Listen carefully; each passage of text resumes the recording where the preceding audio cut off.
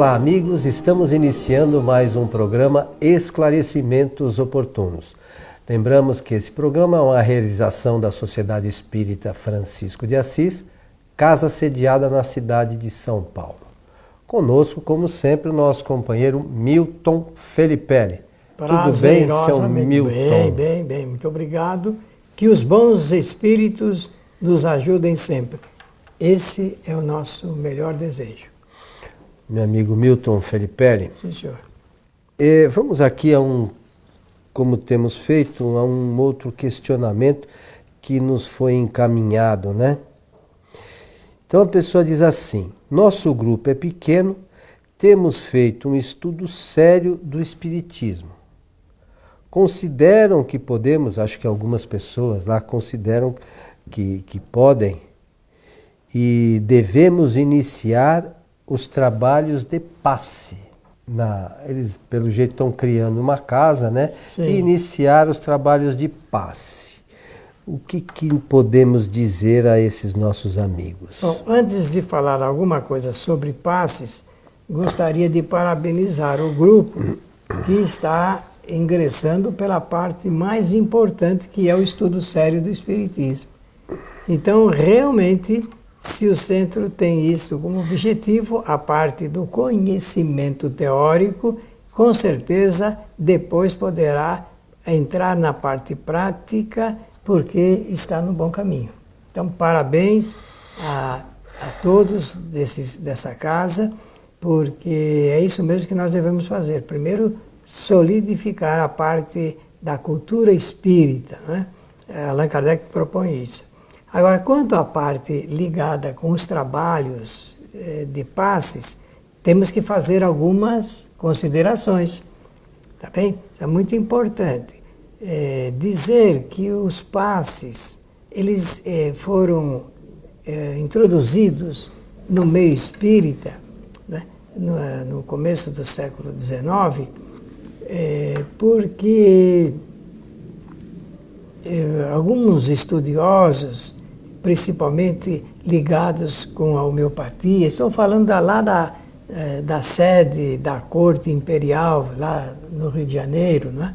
Então, alguns cientistas ligados à homeopatia, mas também com essa prática de reuniões mediúnicas, bem preliminares, e acharam interessante introduzir essa parte dos passes, visto que eles sabiam, o passe é uma transferência de fluidos, bons fluidos, às pessoas que se encontrariam enfermas. Esses fluidos tinham qualidades de tratamento, qualidades de auxílio, de ajuda, fluidos salutares, confortadores, e até curadores. Então foi uma adição ao trabalho espírita, essa é a introdução do trabalho de passes. Porque no espiritismo o mais importante não é o passe, o mais importante é o conhecimento, é a transmissão do conhecimento. A primeira obrigação do centro espírita não é aplicar passes, é oferecer a oportunidade da pessoa estudar o espiritismo. Isso é a obrigação do centro espírita. Objetivo prioritário. Agora, nessa intermediação, existe o trabalho de ordem mediúnica, que é a parte experimental, científica, com essa característica do centro espírita. Então, esse recurso, ele também é importante, mas ele, ainda assim, segundo Allan Kardec, o que eu falo aqui é sempre lendo Allan Kardec. Não é indispensável, porque Kardec faz uma observação. Se não tiver nenhum médium no centro espírita, ainda assim o centro espírita tem a parte mais importante, deverá ter a parte mais importante, que é a parte cultural da doutrina, a parte de transmissão do conhecimento. Tá bem? Então, agora, a pergunta é direta. Devemos, quer saber a nossa opinião, a minha e a sua, né? Devemos introduzir já o trabalho de passes. Bem, tendo o conhecimento do Espiritismo, então deve saber que o passe é um coadjuvante, é um auxiliar. A transmissão de fluidos é auxiliar. E não é a pessoa que aplica passes, não são médiuns, e nem precisa ser necessariamente um médium lá na casa, se não tiver um médium ostensivo, pode ser alguém, desde que a pessoa tenha a maior qualidade, é o top, né, como se costuma falar, é o amor ao semelhante. Porque quem tem amor ao semelhante tem respeito ao semelhante. E quem tem respeito é solidário ao sofrimento do semelhante. Então, pode sim. E porque quem aplica passes, na verdade, transfere os fluidos, são os espíritos. Esses é que conhecem, eles sabem qual é a quantidade de fluidos que uma pessoa precisa para se recompor, serenar, aliviar-se de seus sofrimentos e tudo mais. E o espírito faz isso utilizando o seu pensamento, é o pensamento do médium e o pensamento da pessoa que vai fazer faz a solicitação ali. São os 3 pensamentos. Agora, pensamentos e também os 3 perispíritos. Perispírito do espírito, perispírito do médium, perispírito do chamado receptor ou paciente que vai pedir o socorro do centro espírita. É fácil a gente entender isso porque se eu vou aplicar passe, a pessoa está sentada ali. Na maioria dos casos, a gente nem sabe quem é a pessoa. Não tem nem noção. Não faz ideia de quem seja. Muito menos da enfermidade que ela está enfrentando. Tem algumas pessoas que têm essa condição de saber, né? Até tem, mas a infinita maioria não faz a menor ideia do que a pessoa que está ali está enfrentando. Então essa sua informação é muito importante para aquelas pessoas que trabalham nos centros espíritas, que a maior parte quem faz são os espíritos. Nós doamos amor, né? Queremos ali, naquele momento, que a pessoa melhore. Mas se ela está numa enfermidade e tal, o que eu vou doar para ela? O que eu vou dar? Então a gente só pode doar o amor e os espíritos trabalham esses fluidos e entregam, às vezes, ali a pessoa que está buscando a melhora, uma mudança no seu perispírito, né? Vai depender tudo do merecimento dela também, né, meu? Tem uma série de considerações. Mas quem quer entender melhor essa questão relacionada com transferência de fluidos, pode ler lá na Gênese, né? O capítulo 14, que trata das curas, né? A gente precisa entender como é que essas coisas se processam. Não existe milagre no centro espírita, né? O centro espírita não vai chegar lá ninguém faltando uma perna e a perna vai aparecer lá. Isso não existe, né? Então é preciso que a gente entenda que as coisas são feitas de forma científica. Os bons espíritos ajudam e nós participamos disso, né? Temos a oportunidade de participar, certo? E lembrar-se do que você disse muito bem, o passe no centro espírita, ele é um auxiliar no tratamento, se for o caso, das enfermidades.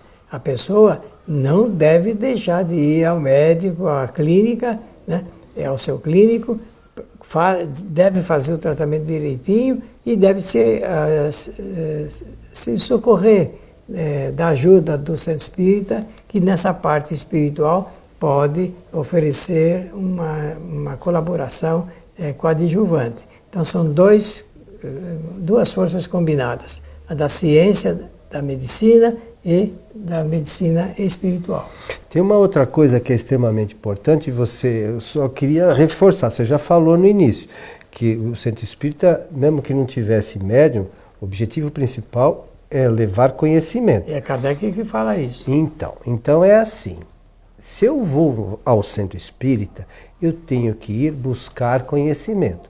Então, para eu buscar conhecimento, aí tem 2 questões. Primeiro, a casa espírita precisa se propor realmente a oferecer conhecimento. Se eu sou uma casa espírita, eu tenho que trazer conhecimento espírita. Eu não sou uma casa esotérica. Muito bem. Não posso inventar.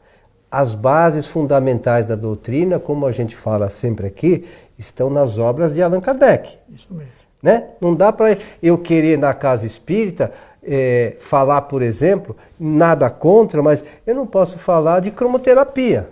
Não faz parte das terapias espíritas.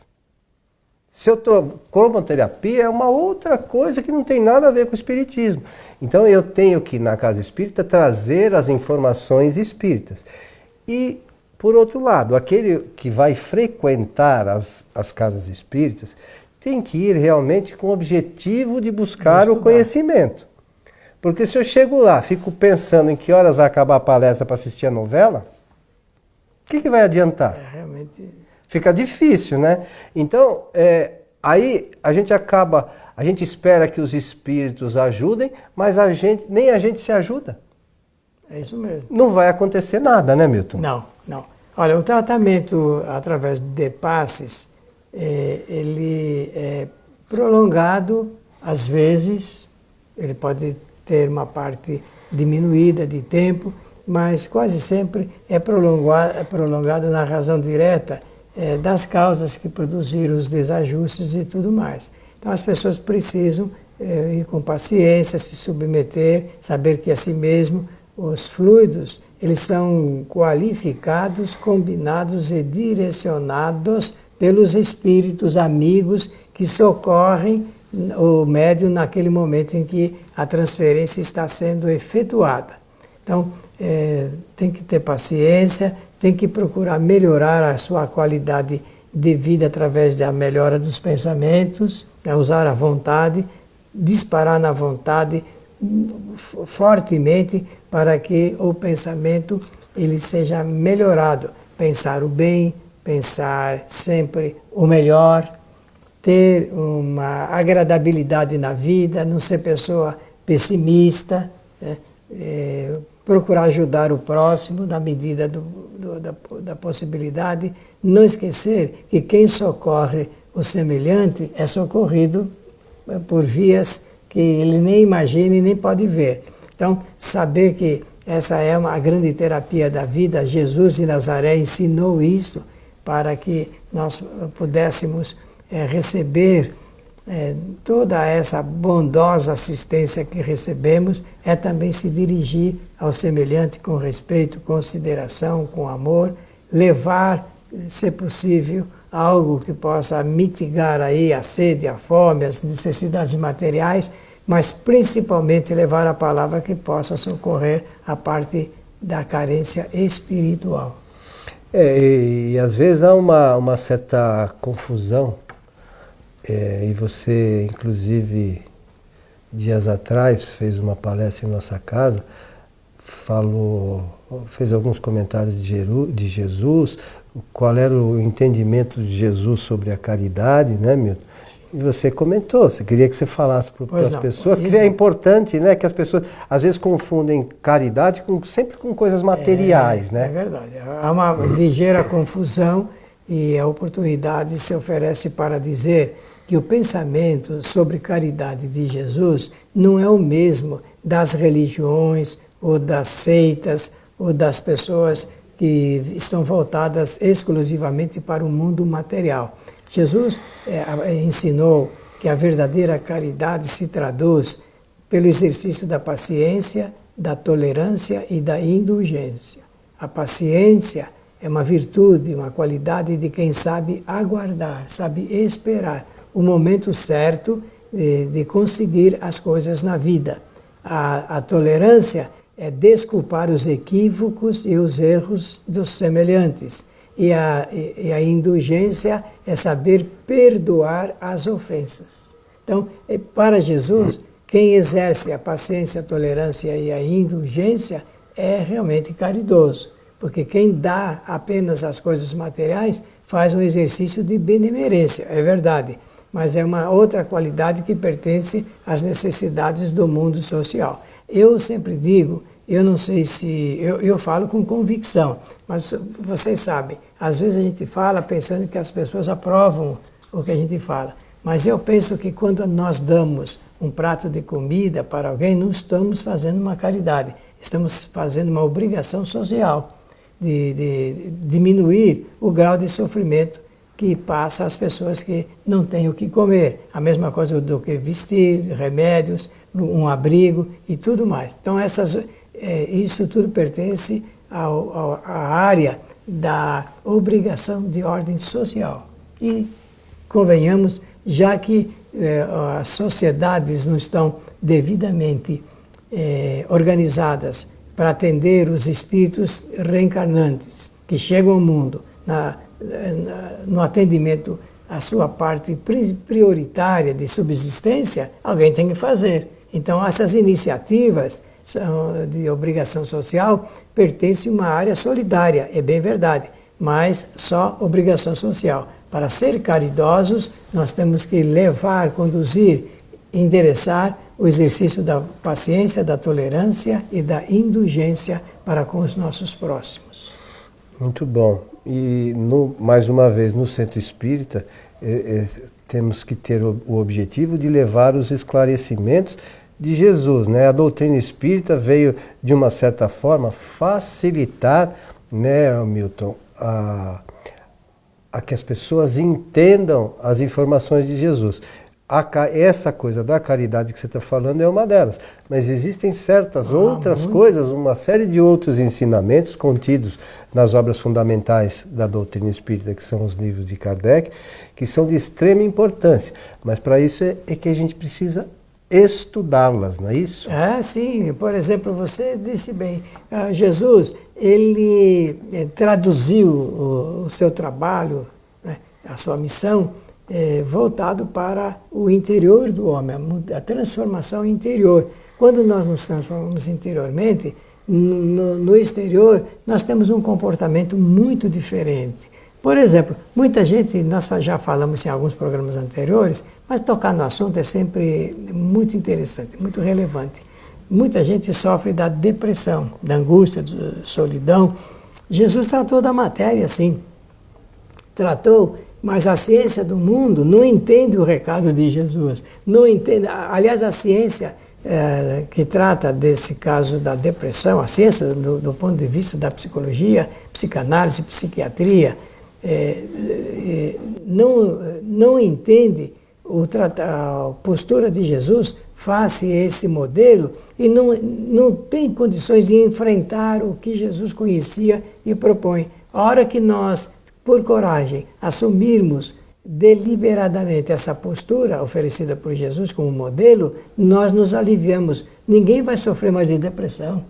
Não vai ter mais tensões, ansiedades, porque nós vamos governar a vida de uma maneira tão natural, tão simples, tão aconchegante espiritualmente, que não vamos ser atacados por enfermidade alguma. Mas nós fugimos disso, nos amedrontamos diante dessa coisa tão simples, não acreditamos que as coisas simples são as que podem se revelar como verdadeiros processos de cura, então aí fica mais difícil e passamos a sofrer.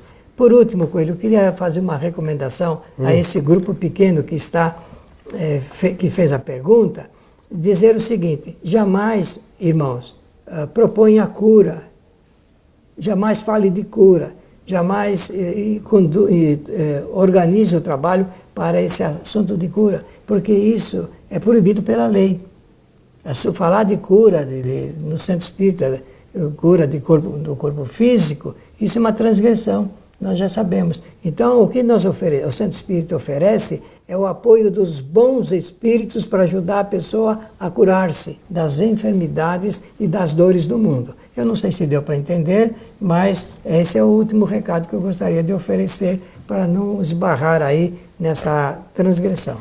Porque, às vezes também, Milton, fica difícil, a pessoa vai lá em busca de cura. Não, aqui nós fazemos tratamento de cura e a pessoa acha que vai sair de lá curada. E não é bem assim. E não é bem assim que funciona. Então é preciso que, como a gente recomenda aqui sempre, estudar a doutrina. Procura lá na Gênesis, como falamos do capítulo 14, estuda o que Kardec fala sobre as curas. Porque as pessoas mais simples vão chegar lá: eu fui no centro, eu passei por um tratamento de cura, eu vou sarar. Não é assim que funciona. Às vezes a doença é a cura do espírito. e a gente não se dá conta, a gente precisa entender isso. Então, essas informações também estão contidas na doutrina. Com certeza. Né? Então, é preciso que a gente estude a doutrina para poder dar a informação correta e não querer fazer com que as pessoas acreditem em milagre que não existe. Isso mesmo. Meu amigo, estamos chegando ao final de mais um programa Esclarecimentos Oportunos. Apenas desejar a todos que os bondosos espíritos nos ajudem sempre. Lá na Gênese também, alguns que quiserem pesquisar poderão ler sobre os milagres, né, Milton? Sim. Qual é a visão espírita dos milagres? Esse é uma obra, um lado da obra de Kardec que eu considero de um primor. Então, mas é preciso que a gente leia e entenda o que essa visão de milagre, né? Que é muito importante, que às vezes as pessoas buscam, e a doutrina espírita não faz o milagre nessa acepção vulgar, né? Que as pessoas às vezes têm. A você que esteve conosco, um nosso abraço e até o nosso próximo encontro.